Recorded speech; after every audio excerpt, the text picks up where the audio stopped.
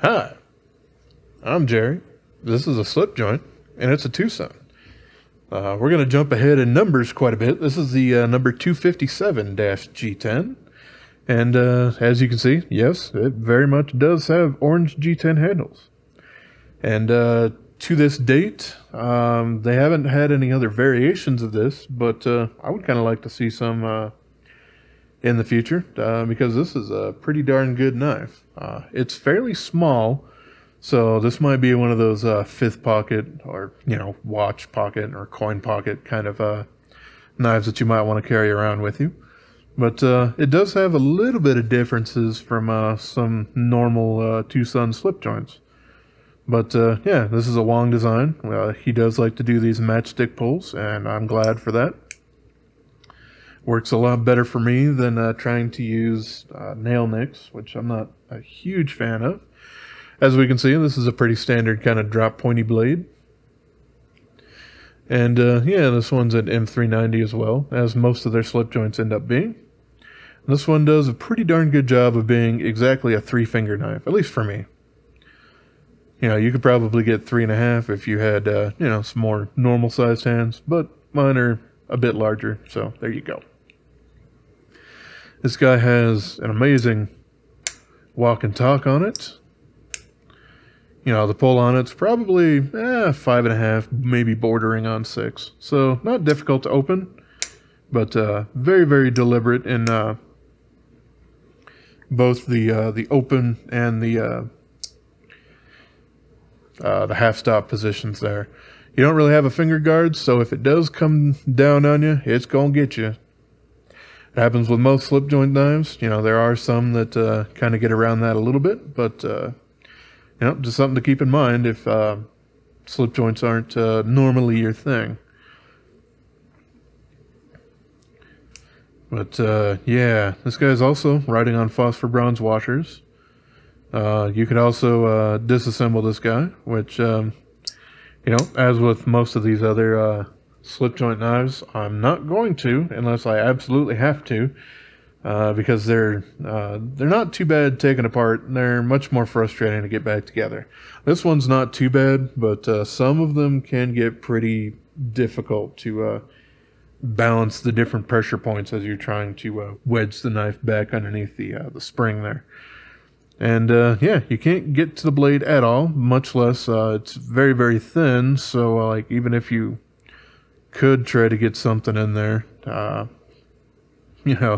it's not like a standard very thick pocket knife. It's just not going to happen at all.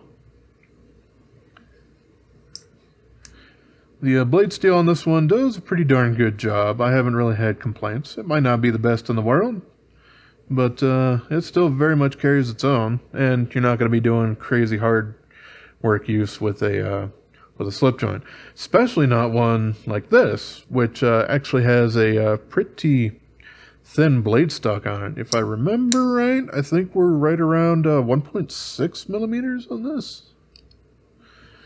Yeah. So yeah, 1.6, and then if I jar it as I'm pulling it off, it'll jump a little bit higher. But yeah, 1.6 millimeters. So that is fantastically slicey, like almost a laser beam kind of thing. This thing is fantastic for doing a lot of smaller tasks with ease. And you do have a little bit of that belly, so you can actually do a little bit more hard use cuts, like rope and all that sort of good stuff. But, if you just kind of use it here and there for fifth pocket knife kind of stuff, then it works out super, super fantastic. Pretty darn easy to close up with one hand.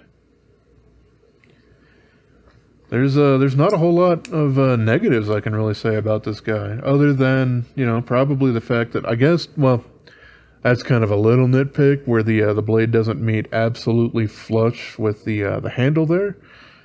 It's still very comfortable. I don't really feel a divot or anything like that because it's those two scales are very, very close together. But in an ideal world, they would kind of fit there to have a little bit more of a platform for your index finger. But yeah, we do have a sharpening choil there, and it does a great job of staying away from the plunge before you actually hit the blade, so you don't really have to worry about any of that smile business. This thing's all seriousness. Or, you know, whatever other Batman meme you want to come up with. Something that I think a lot of people have kind of stated once they've picked this guy up was that they didn't realize how small it was. And yeah, I can certainly understand that. Just kind of basing it off pictures sometimes isn't the best way to go about kind of figuring that out. But yeah, we got just under 2.4 inch blade. So yeah, very, very kind of compact sort of thing going on there. We don't have any pocket clip or anything going on this one. Let's see what we got for thickness. Yeah, 3.55 inch, which is pretty great. And of course, this thing is super duper light.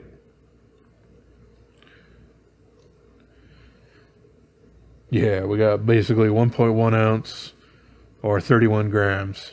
So definitely reaches that ounce and inch mark by quite a bit.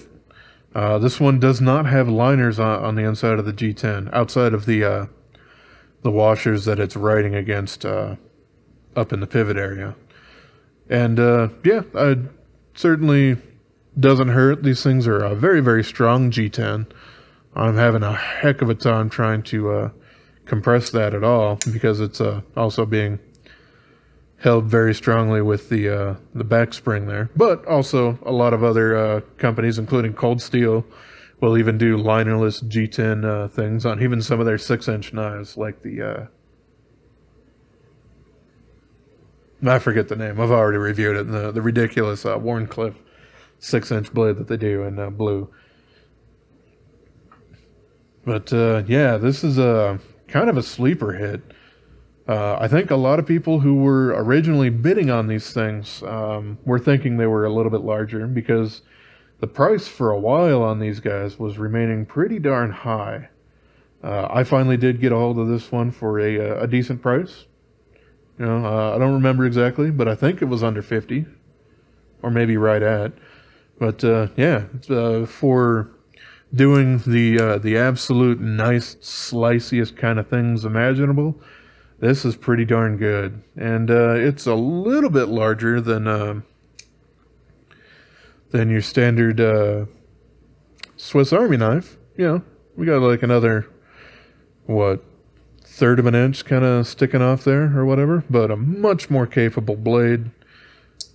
Obviously, it's not a multi-tool, so it's not going to have scissors or any of that sort of stuff. But yeah, this was definitely a very impressive knife from them. It's something I'm super glad for. You know, like I said, a lot of their slip joints are still using pretty darn thick blade stock material, 3.7 to 4 millimeters. So it was really, really nice to see this one in 1.6. Because yes, this isn't a super hard use folder, and because of that, you might as well have the advantage of having a very, very nice slicey blade stock.